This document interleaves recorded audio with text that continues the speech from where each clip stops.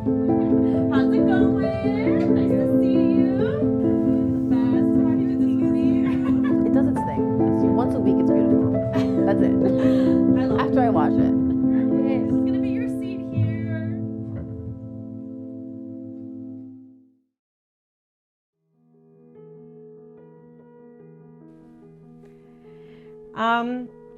I wouldn't say that I was bullied in elementary school or in high school, but in our community, we were so used to just like making fun of each other. In a way, it always made ourselves feel a little bit better when you could joke and make fun of your friends. And obviously, to a certain extent, you wouldn't take it seriously. But once you started hearing that same thing over and over again, you started realizing like, hey, is that like an issue or a problem that I have? So something that I was always, I was always made fun of for was being flat-chested.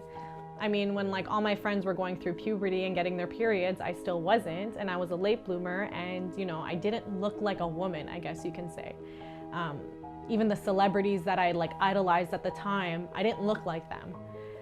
And I really had to, be comfortable with how I looked, because if I went to pool parties or if I was wearing, low tops or anything like that, going to clubs, like I didn't fill those shirts in. And even though I had a really good support system, like my mom, she's the best. She would always say, oh, Melissa, don't worry. Models, all like the head models, they don't have anything. She's like, you're fine. I would make up for it in other ways. I would wear tighter clothes so guys would look at like other assets of me, or I would wear a lot of makeup, or I would try to look so pretty on a daily basis so nobody would notice that like I didn't have that feature. And you don't realize that it actually affects you on a daily once you start getting older and you start, becoming more of a woman or whatever that is. And I'm so happy and luckily I found a guy in my life that accepted me for all of me. He actually, my boyfriend currently, brought out the most confidence in myself that I ever had, because he didn't care about how I looked like. He made me love me for who I was. I would always joke and say like, I'm gonna go get my boobs done.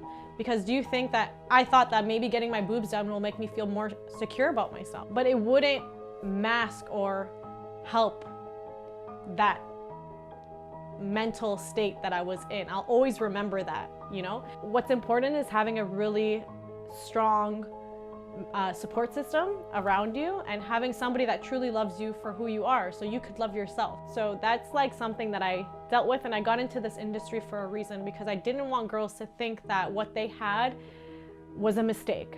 We were all made the way we were for a reason, and you have to accept that and you have to be happy with that.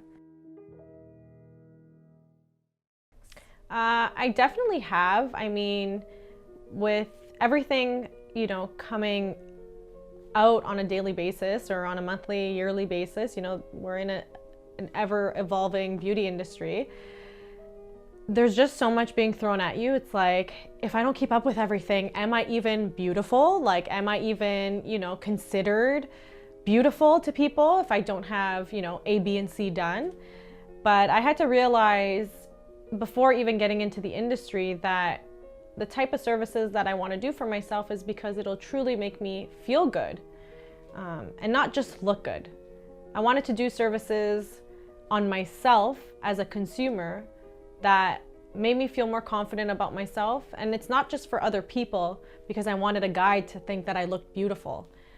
I wanted the products and the services that I was getting done be good for me, like for my health, and allow my inner confidence to like come out.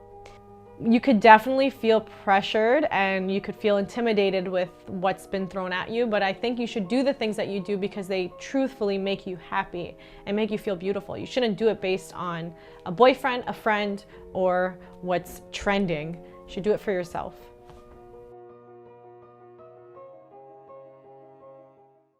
Mental beauty, what it means to me is about being confident and having a really high self-esteem, but it's not about being cocky about myself, but it's about being comfortable with what I look like, regardless of what's around me and what I see through social media, magazines, music videos. I mean, I grew up in the 90s, so I was really influenced with celebrities and musicians, and I always wanted to look like Britney Spears or Barbie, you know, blonde hair, blue eyes. That was the norm of beauty.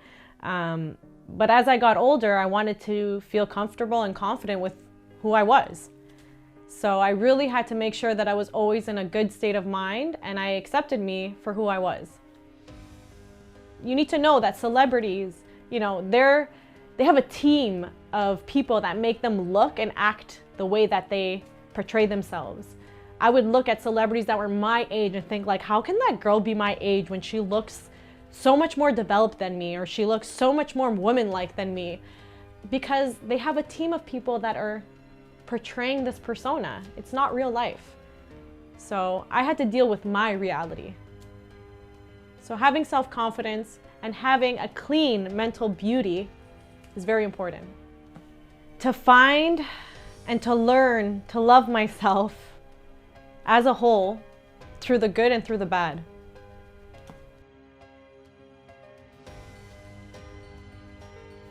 As a beauty expert and as a business owner in the beauty industry, I feel that it's my responsibility to throw the stigma of physical beauty to the side and talk about our mental beauty.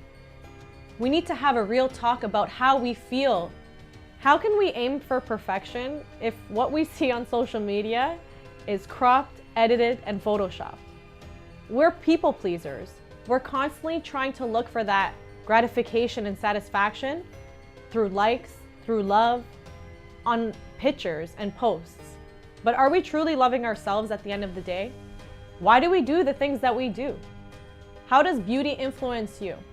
We want to hear from you. What were your experiences like? What are your insecurities?